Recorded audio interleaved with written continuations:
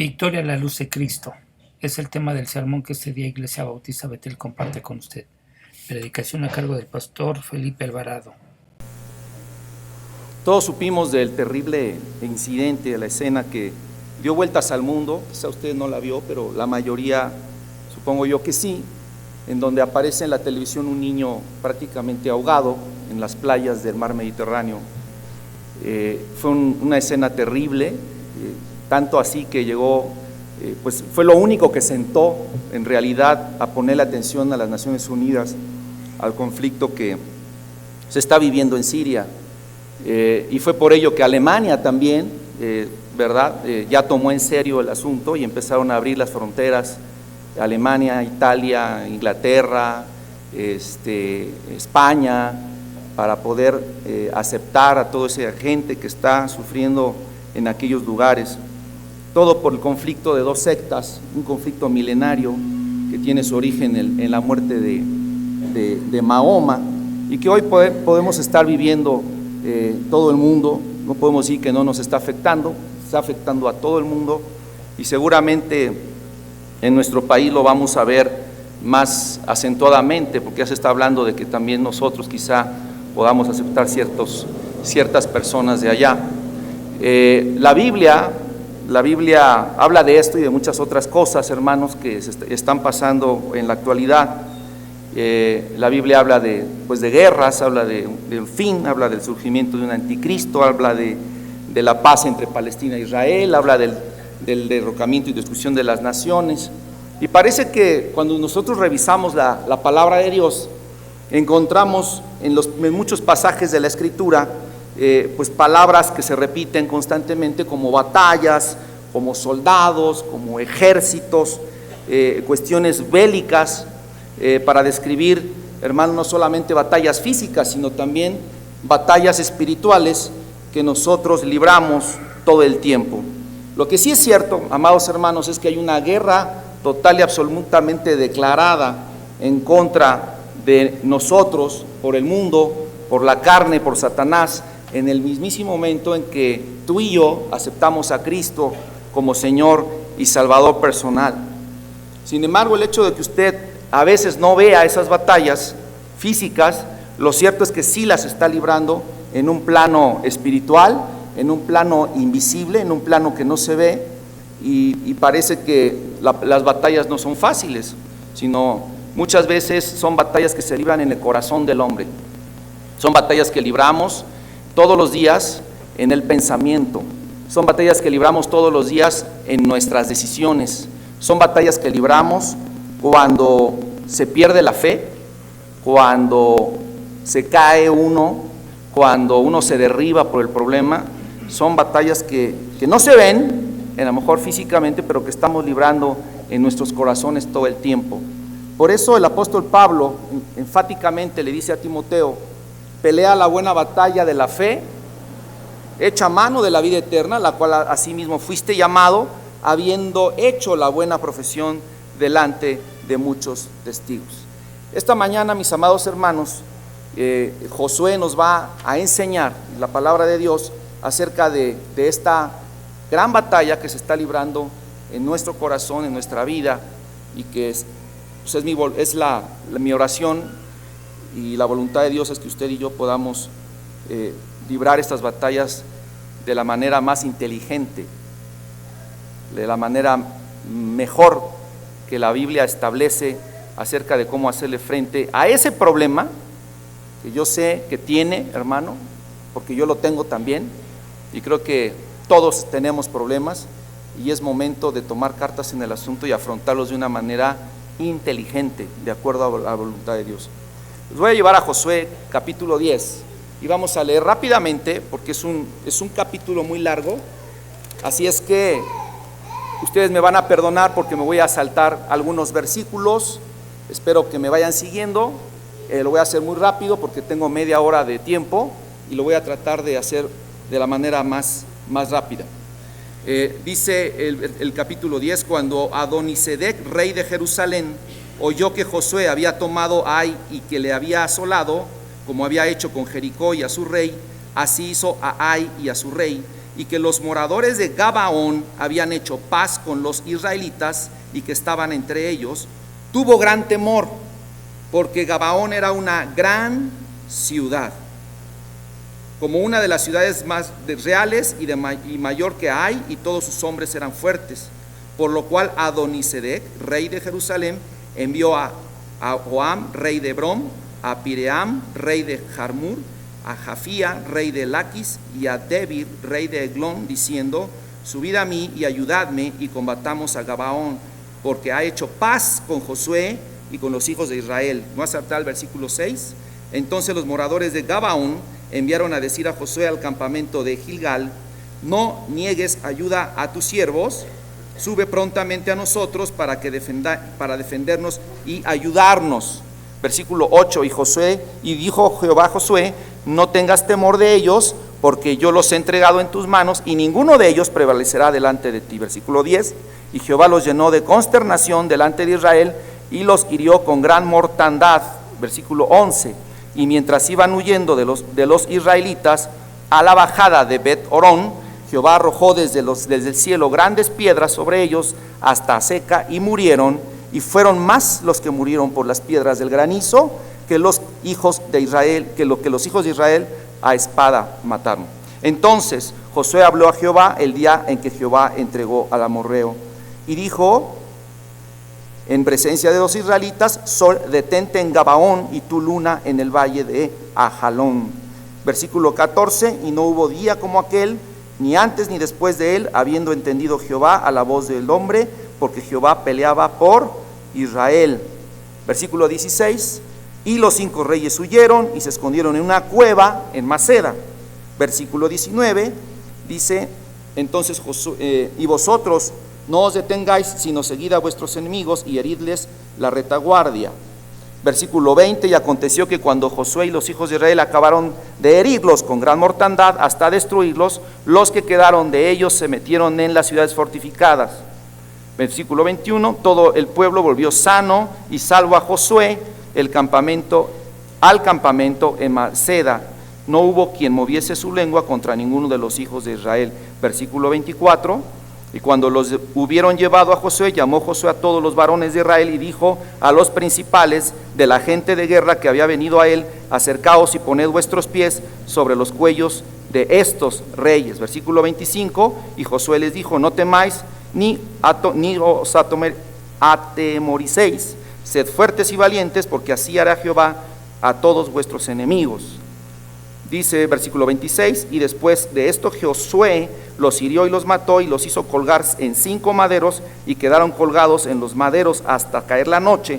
Y cuando el sol se iba a poner, mandó Josué que los quitasen de los maderos y los echasen en la cueva donde se habían escondido, y pusieron grandes piedras a la entrada de la cueva. Bien, hermanos, creo que con estos versículos más o menos tenemos un panorama, pero ahorita vamos a ampliar. Estamos en el punto donde los gabaonitas ya están sirviendo al pueblo de Israel.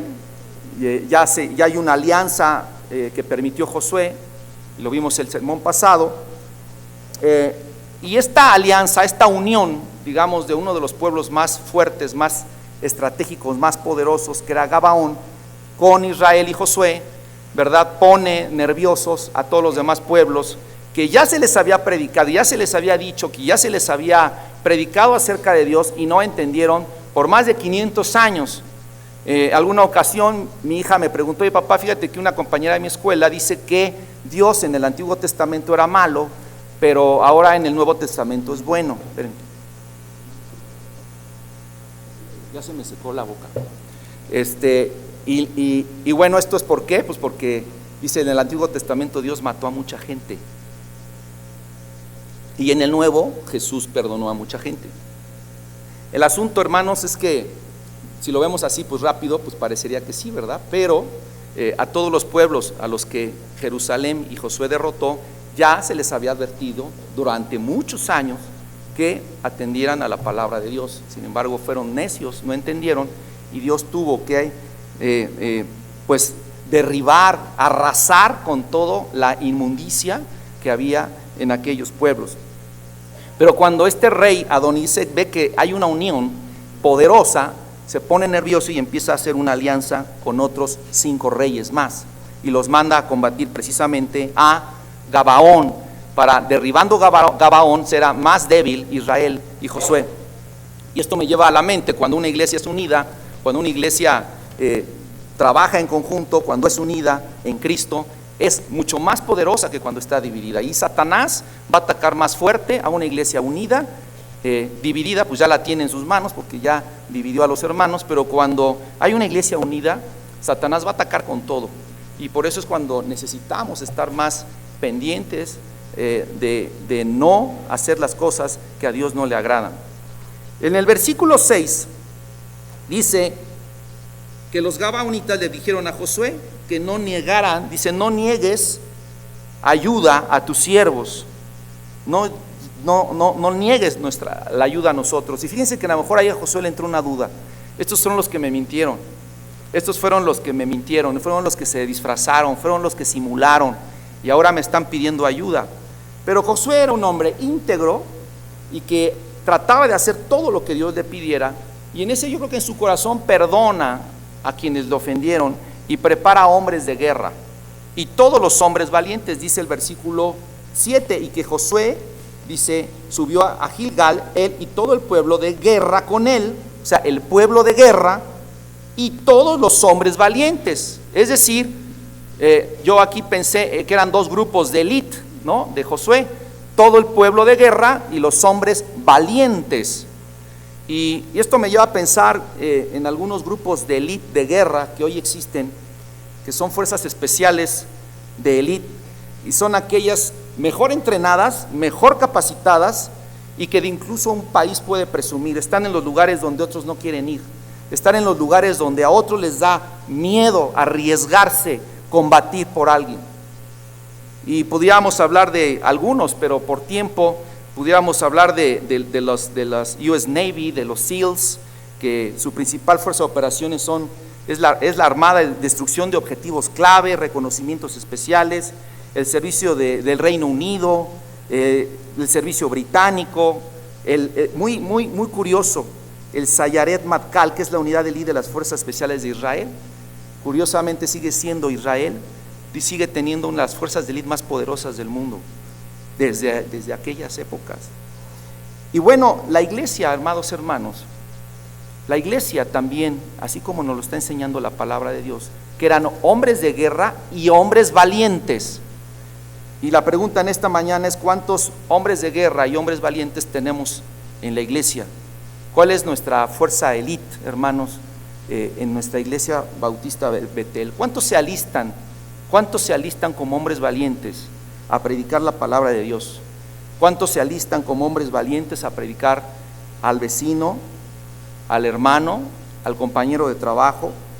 ¿Cuántos hombres de guerra o cuántos hombres valientes se alistan para pescar hombres, para predicar, para ganar, para ser disciplinados, para ser capaces incluso de resistir y perdonar ofensas, como lo hizo Josué, maltratos de otros hermanos, injusticias quizá, incluso ayudar a quienes nunca te han ayudado?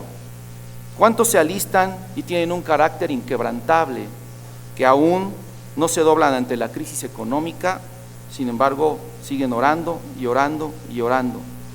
¿Cuántos están alistados como valientes hombres de guerra? ¿Y cuántos están quizás sentados esperando a que otros combatan por ustedes? Muchas veces estamos acostumbrados a que en la iglesia otros tienen que orar por nosotros, otros tienen que visitarnos, otros tienen que suplirnos, otros tienen que ayudarnos, otros tienen que predicar, otros tienen que invitar gente nueva a la iglesia, otros tienen que organizar, y muchas veces no somos parte del cuerpo de élite de la iglesia.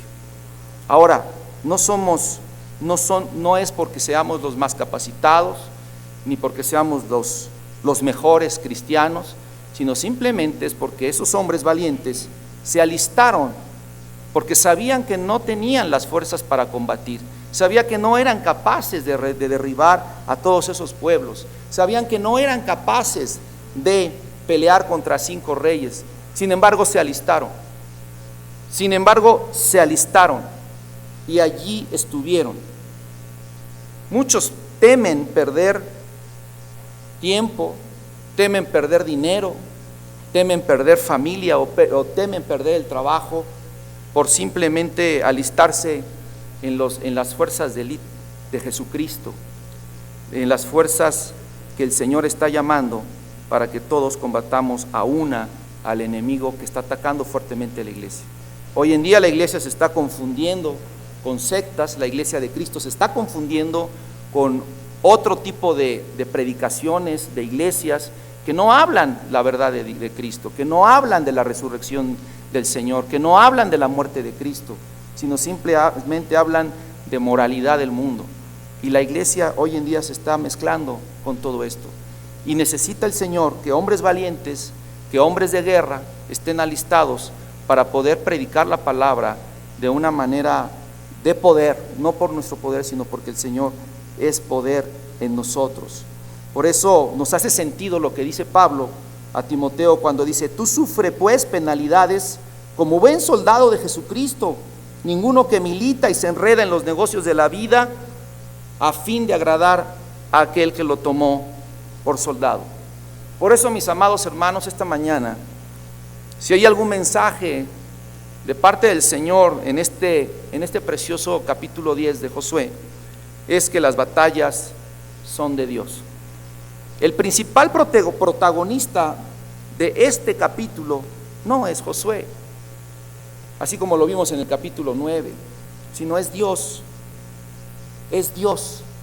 Vean bien que una vez que se alistan el pueblo a combatir a los 5 reyes, en el versículo 10 dice: y Jehová los llenó, es decir, a los enemigos, los llenó de consternación delante de Israel y los hirió con gran mortandad. Versículo 11: y mientras iban huyendo de los israelitas a la bajada de Bet-Orón, Jehová arrojó desde el cielo grandes piedras sobre ellos hasta seca y murieron. Fíjense bien, hermanos, que en nuestras batallas, en nuestros problemas, hay algo muy importante. Cuando en tu batalla y en tu problema que estás afrontando hoy el día, en esa ecuación se encuentra el Señor, la batalla está asegurada en victoria. El asunto es si la batalla la estás librando con tus propias fuerzas o en la ecuación de toda la dificultad de problemas, ahí está Jesucristo, ahí está Dios en tu vida, ahí está Dios siempre presente en tus oraciones, en tus preocupaciones. Fíjate bien que Dios hará siempre el trabajo más importante en tu batalla, no lo harás tú. Dice el versículo 11 que fueron más los que murieron por las piedras del granizo que mandó Dios, esas artillería celestial, esos dardos celestiales en contra de los enemigos de Israel. Murieron más por eso que por la espada de los israelitas. Y aquí queda demostrado que quienes se alistaron a la batalla no eran capaces de derribar a esos reyes, no eran capaces contra el problema.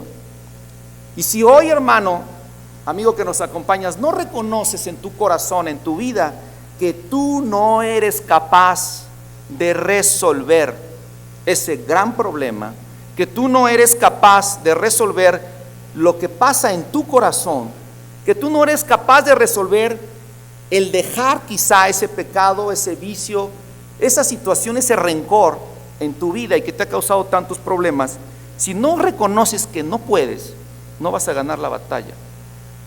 Porque el que gana la batalla por ti y el que hace el trabajo más importante es Dios.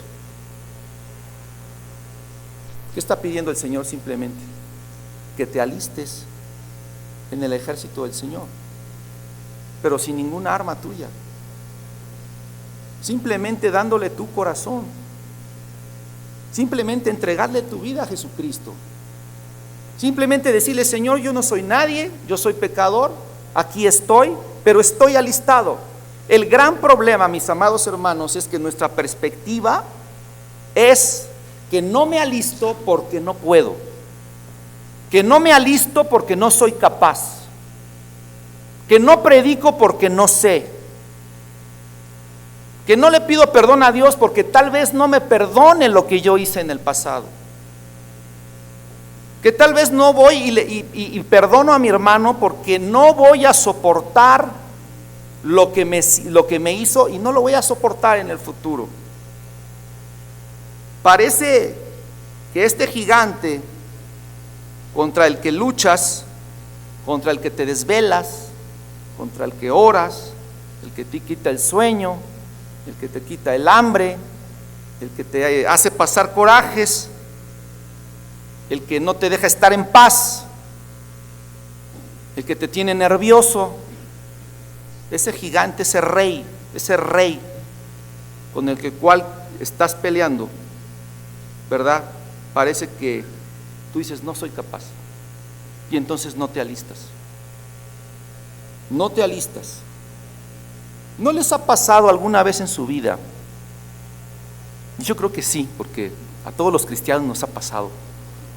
¿No nos ha pasado que ese gigante con el que te preparaste para luchar, con el que te preparaste con las mejores armas espirituales, que puede ser, no sé, una enfermedad, que puede ser el trabajo, que puede ser muchas cosas que pudiéramos traer, ese jefe que te quiere correr, ese jefe que quiere correrte de la empresa y que nada más te está tirando a ti y que nada más está aprovechando la primera oportunidad para ¡pum!, sacarte de la empresa, y que tú has estado peleando contra eso, que se está luchando contra ese problema.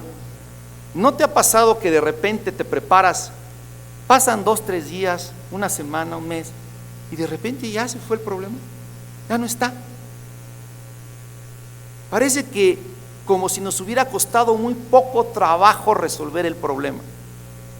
Estábamos más angustiados antes de la batalla que en la misma batalla. Parece que algo sucedió y las cosas se resolvieron. De la noche a la mañana. A mí me ha pasado, por ejemplo, ciertas épocas en el trabajo en donde todavía quizá hay facturas por pagar. Todos tenemos facturas por pagar, todos tenemos algo que pagar. Y luego quienes tienen un negocio propio, yo sé que a veces hay que ponerse muy listos, pero yo sé que a veces los números no dan. A veces los números no dan. Y providencialmente llega un cliente y te contrata. Jalas el contrato, te da un anticipo y pagas tus facturas, pagas tu nómina. Y dices, Señor, pero ¿qué fue lo que sucedió aquí? ¿Qué fue lo que pasó?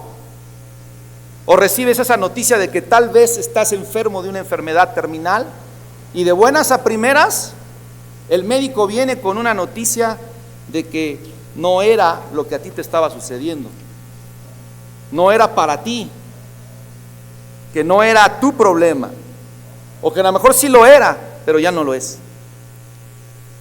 Así pasa con el Señor, amados hermanos. Muchas veces el Señor manda ese granizo, esas armas del cielo para combatir tus problemas. El asunto, mis amados hermanos, es que nosotros confiamos más en nuestra sabiduría que en la sabiduría de Dios. Dice Segunda de Crónicas 32:8. Fíjense bien qué hermoso versículo. Con él, es decir, con el enemigo, con él está el brazo de carne, mas con nosotros está Jehová nuestro Dios para ayudarnos y pelear nuestras batallas. Y el pueblo tuvo confianza de la palabra de Ezequías. Y el pueblo tuvo confianza en la palabra. Dos cosas sumamente importantes. De Dios son las batallas, no nuestras. Y segunda, es necesario tener confianza en lo que Dios nos está diciendo. Y si Dios me ha dicho, no te desampararé y no te dejaré, estaré contigo, lo voy a creer. Y me voy a alistar, hermanos.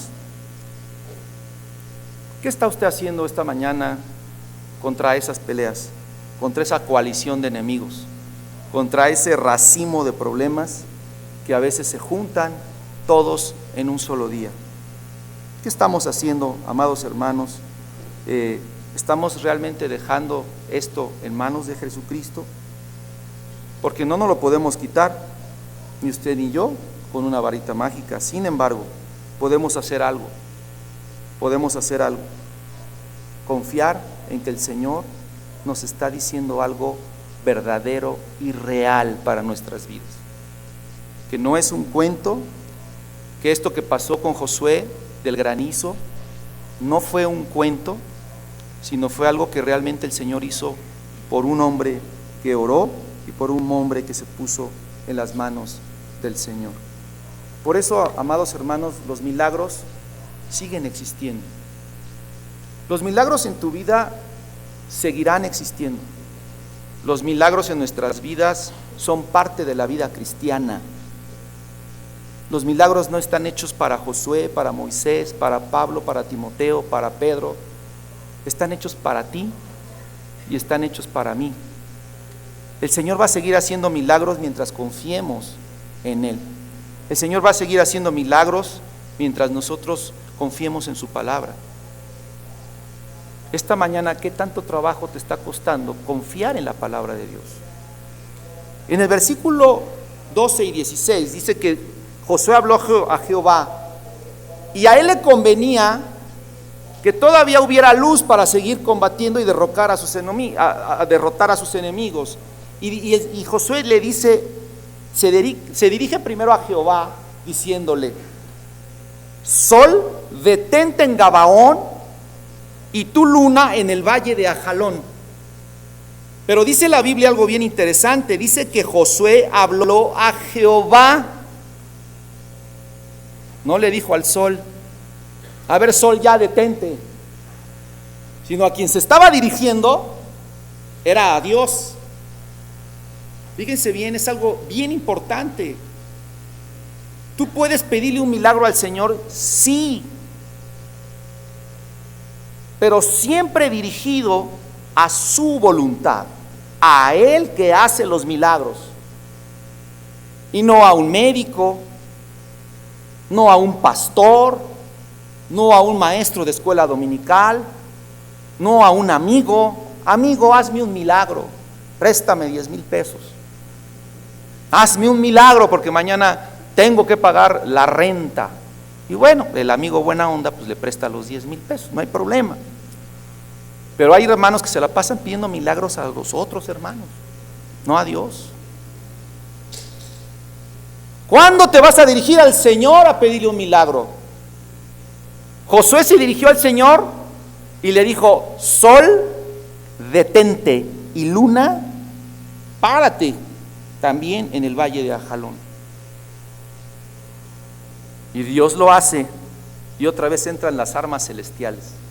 Primero el granizo, luego Dios para el sol, detiene la luna, y son otros milagros con los que cuenta Josué, porque a Josué le hacía falta más luz y menos calor, en una parte más luz para poder derrotar a sus enemigos, y retarda el movimiento de la tierra en Gabaón el Señor. Toda la creación está sujeta al Señor y Dios puede hacer milagros. Por ahí se cuentan algunas historias de que algunos científicos de la NASA efectivamente, cuando quisieron lanzar un satélite al espacio, y un satélite cuando se lanza al espacio, ellos tienen que calcular cuántos años va a estar el satélite arriba y qué cambios pudiera haber en la estratosfera, en el cosmos, etcétera. No sé nada de eso, pero dijeron que, dice algún relato por ahí, que hicieron la cuenta hacia atrás, tenían que recorrer todos los días y años de toda la historia, y efectivamente les faltaba 23 horas 40 minutos. Y dijeron: pues, ¿y ahora por qué no da la máquina esto, no? Y alguien que sabía de la Biblia dijo: oye, ¿por qué no echamos un vistazo? Porque dice la Biblia que allá en Josué el Señor retardó casi un día el sol, y vieron, dicen: pues a ver, vamos a recorrer. Corrieron los números y todavía les faltaban 20 minutos, algo así, 40 minutos. Y luego dijeron: pero también por allá Ezequiel, me parece, no me acuerdo quién, también pidió que se retardaran 5 grados la tierra, no me acuerdo cuánto, y supuestamente ya les dio. Otros dicen que eso no es cierto. El asunto, eso no es lo importante. El asunto es que el Señor sí lo hizo. Sí lo hizo por la oración de un hombre. Cuando cierto maestro leyó este versículo en una universidad, dijo: es ridículo pensar que Dios detenga el sol por un solo hombre. Es ridículo. Por un solo hombre detuvo todo el sistema solar. Pues sí, porque Dios usa los milagros y los seguirá usando por ti. Y aunque tú fueras, amado hermano, el único ser viviente sobre esta tierra al que hubiera que salvar, el Señor hubiera mandado a su Hijo Jesucristo por ti, para morir en la cruz por ti. Así es que el Señor va a seguir haciendo los milagros en nuestras vidas. Dios usa los milagros en tu favor, pero también los usa en contra de tus enemigos. Por eso debes tener confianza en que Dios puede hacerte un milagro a ti, pero también un milagro de derrocar a tus enemigos de la manera en que tú no sabes, a tus problemas. Y una de las cosas a mí que me impactó fue cuando Dios usó algo para derrocar, nada más porque se burlaron de Eliseo. Yo dije, bueno, esto es increíble, ¿por qué el Señor hizo? Pues que quería demostrar algo el Señor quería enseñarnos. Y en Segunda de Reyes 2:24 dice que después subió de allí a Betel, y subiendo por el camino salieron, Eliseo, salieron unos muchachos de la ciudad y se burlaban de él diciendo: calvo sube, o sea, un pelón. O sea, haz de cuenta que muchos muchachos estaban gritando a Eliseo: pelón, sube.